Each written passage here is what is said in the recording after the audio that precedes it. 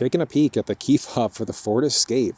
So it is unchanged model year, so this really is good for the 2020 plus models.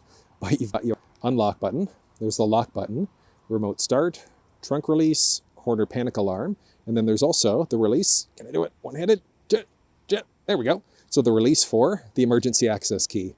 So if the fob's ever died on you, you can get inside the vehicle this way instead. The buttons in the fob are straightforward to use as well. So you've got your unlock and lock button. In order to remote start from the fob, just make sure you're locked. Double press that circle button there in order to remote start. You can see there, the lamps have lit up. And the cluster screen is on. In order to cancel the remote start, just push that circle button there again once. Getting into the trunk, you can double push on the fob itself in order to lift it up. You can double push to close there again. And then there's also a button that you can push in order to close as well.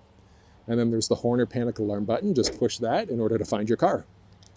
And then there's intelligent access. So as long as you've got the key fob on you, you can push there to lock the door and then slide your hand in order to unlock.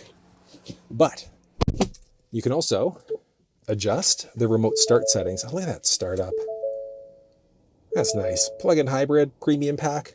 Oh, good. But if you want walkthroughs, like you want to know how to use the steering wheel buttons, the infotainment system, you'll find it down below. But what we're looking for, features, you've got a ton of options here. So many things. But let's go settings for a second in order to find vehicle. And we want to find remote start. So you've got remote start setup.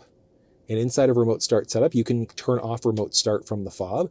You can have it do things. So when you remote start, do you want the climate control to be active? Do you want the vehicle to determine what the cabin temp should be? Or is it based off of your last settings? On top of that, do you want to turn the heated steering wheel on or the heated seats if the vehicle determines it's necessary? And then how long do you want the remote start to last for? So 5, 10, or 15 minutes. There aren't many other key fob tricks like you'll find in some other Ford vehicles, but that's how you utilize the key fob inside of the Ford Escape.